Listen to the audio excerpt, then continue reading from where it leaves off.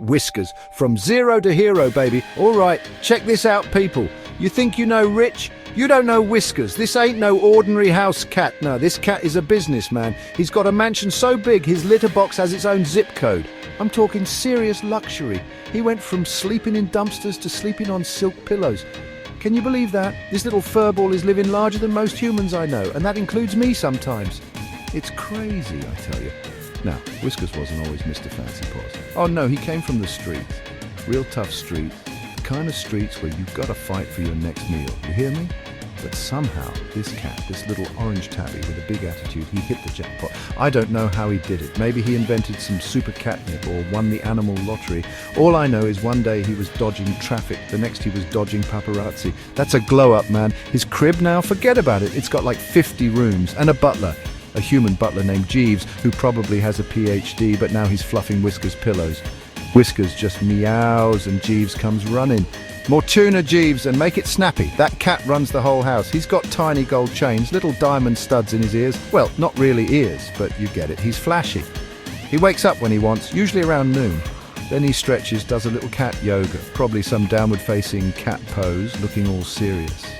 Then it's breakfast time. No cheap kibble for this king. Oh no, we talking salmon, we talking caviar, we talking little bits of gold flake just because he can. He's got a tiny golden spoon. I'm not even kidding. This cat is on another level of ridiculous and I'm here for it. Let me take you back. Rewind it. Whiskers. Back in the day, he was just another alley cat. Name was probably something like Scratch or Shadow. He was dodging dogs, fighting pigeons for scraps of old pizza. Man, it was rough out there. He probably had dreams, you know, little cat dreams of a warm place to sleep, a full belly. He probably never dreamed he'd be eating out of a crystal bowl. Life is funny like that, ain't it? He used to look through restaurant windows, seeing people eat all that good food. Now he's got his own personal chef, a tiny mouse chef named Pierre, who's always nervous. Whiskers is like, Pierre, this tuna tartare needs more zest. And Pierre is shaking in his little chef hat, from dumpster diving to demanding zest. That's character development right there, people. He remembers those days, though. Sometimes he just stares out his big window, looking like he's thinking deep thoughts. The contrast is wild, man. He used to sleep on cold concrete. Now his bed is a custom-made miniature four-poster with silk sheets and a tiny TV at the foot of it. He watches bird documentaries, probably to taunt them, I don't know. He's got a whole room just for his toys, not regular cat toys. We talk in remote-controlled mice made of platinum. He's got a yarn ball the size of a small car. It's insane. And the water. He used to drink from puddles. Man, puddles. Now he's got a diamond-encrusted water fountain that dispenses imported spring water. Probably flown in on a private jet. He takes one look at tap water now and just scoffs, turns his little nose up. You expect me to drink that, Jeeves? Get out of here! This cat has forgotten more about luxury than most people will ever know. It's a whole new world for him. So, Whiskers got the mansion, right? But that ain't all. This cat has a car, a tiny bright red Ferrari, custom built. He can barely see over the steering wheel, but he tries.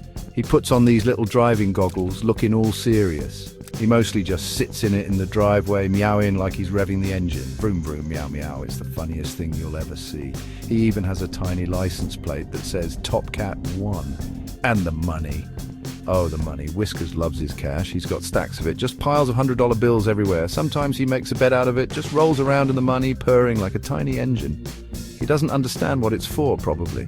He just knows it feels good. He tries to pay Jeeves in catnip sometimes. Jeeves is like, sir, this is delightful, but it doesn't pay the mortgage. Whiskers just blinks at him. He's got a swimming pool too. Not a regular pool. It's shaped like a giant fishbowl and it's filled with like Evian water or something. He doesn't actually swim much. He's a cat, you know?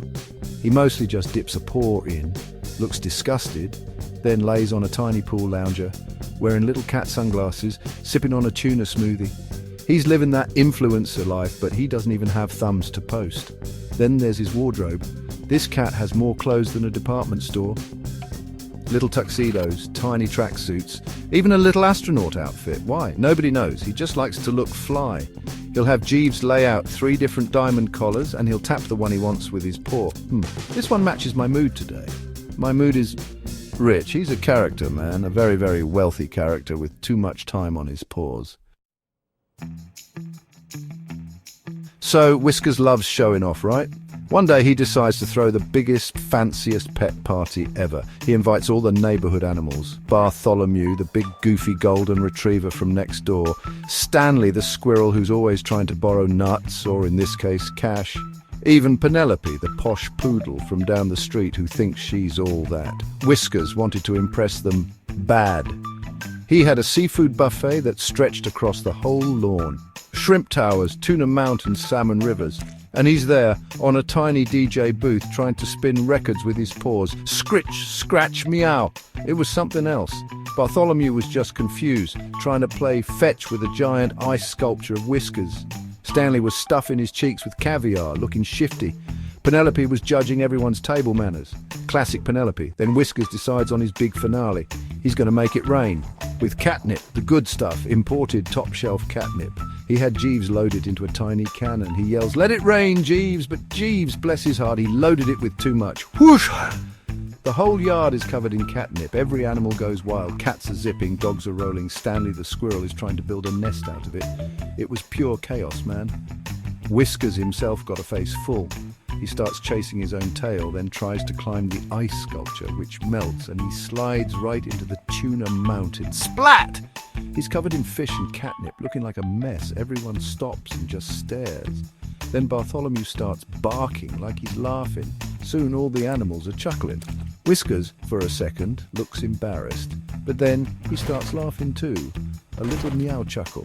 Maybe being super rich and perfect ain't as fun as a good old messy catnip party with your friends.